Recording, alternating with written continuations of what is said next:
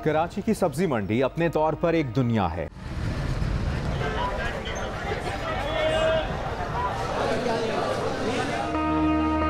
हर तरफ आढ़ती, खरीदार, थोक फरोश, दुकानदार, ट्रांसपोर्टर्स, मजदूर और इंतजामिया एहलकार अपनी अपनी सरगर्मियों में मसरूफ नजर आते हैं।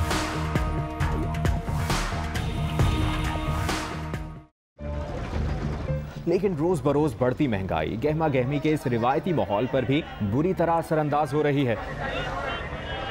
माल इतना महंगा है, खीरा इतना महंगा है, गोभी महंगी है, क्या लेके जाएंगे, खाली वापसी जा रहे हैं। यहाँ मंडी में जो है ना, जितना भी ग्राहक आ जाते हैं ना, ये सब जो है ना परेशान है।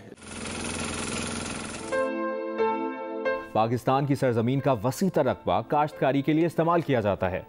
मुल्क में रिवायती तौर पर कपास, गंदम, चावल और गन्ने के अलावा बहुत से फल और सब्जियां काश्त की जाती हैं।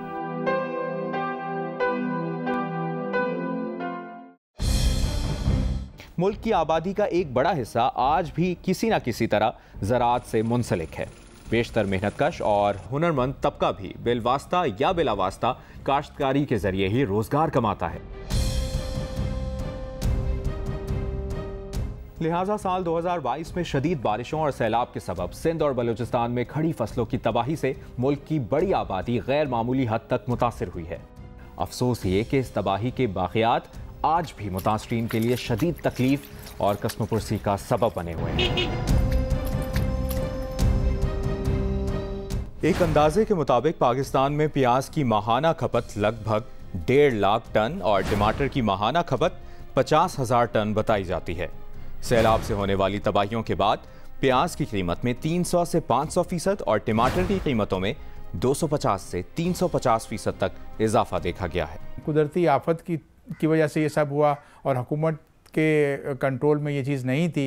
एक तरह की एक ऐसी कि नेचुरल डिज़ास्टर था। टमाटर ईरान से आ रहा था और प्याज भी हमारे पास बाहर से आ रही थी, तो उसकी वजह से बहुत सारे ये रेट्स के अप्स एंड डाउन्स हुए थे। मुल्क की सालाना ज़री दरामदात तकरीबन 18 अरब डॉलर से तजावज़ कर रही हैं। इन दरामदात में ज़्यादातर खुर्दनी तेल, कपास, गंदम, चीनी, चाय की पत्ती और दालें शामिल हैं।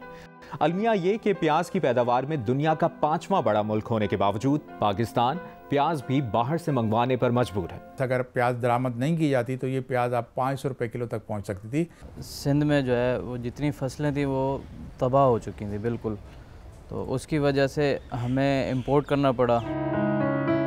मुल्क भर में सब्जियां और फल मुंह मांगे दामों फरोख्त किए जा रहे हैं। कीमतों में आए दिन मजीद इजाफा अब एक मामूल है।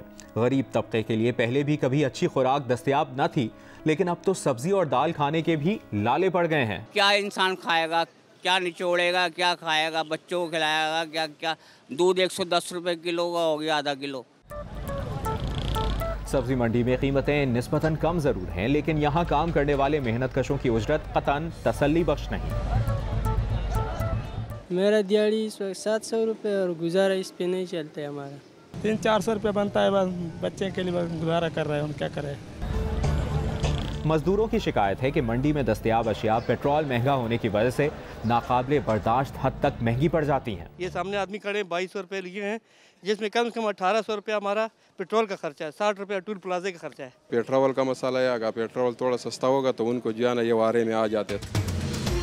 फल और सब्जी एक से दूसरी जगह मुंतकिल करने वाले ट्रक ड्राइवर्स का कहना है कि उन्हें मिलने वाली मजदूरी में अब घर चलाना मुमकिन नहीं। सब परेशानी, हर कोई क्या महंगाई लगी पड़ी है इतनी, क्या करे इंसान। अब ये किराया हमारा डीजल पूछो किधर लगा पड़ा है, डीजल के बाद ये किराया हमारा 18,000 रुपये नवाब शाह। अभी बहुत फ़र्क है ना, अभी वही हिसाब अगर किराया हम लोग को वही मिलते हो, पेट्रोल जो है ना बढ़ गया हुआ है, किराया बढ़ाते नहीं है कोई।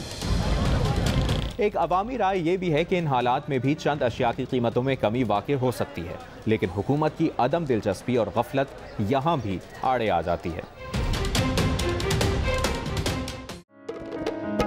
पाकिस्तान में काश्त किए जाने वाले फलों में आम, चीकू, कीनू, सेब, अनार, अंगूर, अमरूद, चेरी, आड़ू, नाशपाती, खुबानी, जामुन, लीची और पपीता काबिल जिक्र हैं, जबकि खजूर और खुश्क मेवाजात की पैदावार भी कसरत से होती है।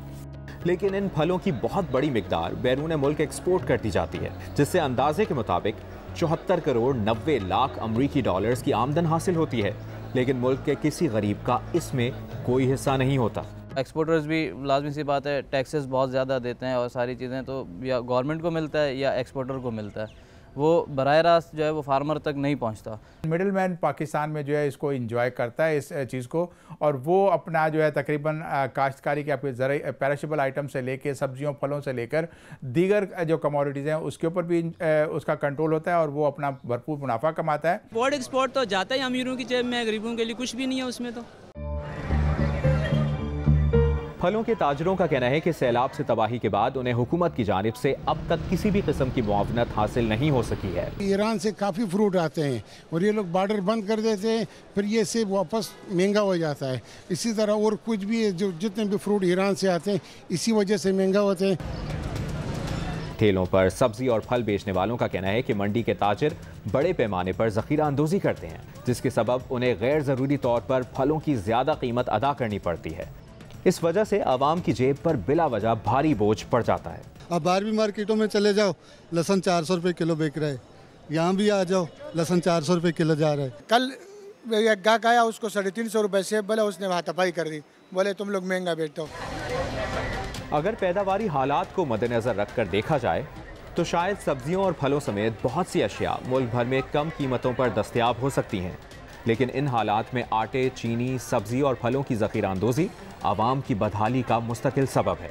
सितम ये कि सब कुछ जानते हुए भी हुकूमत और इदारे इन मामलात में नाअहली और नालायकी का मुस्तकिल और गैर मामूली मुज़ाहिरा कर रहे हैं।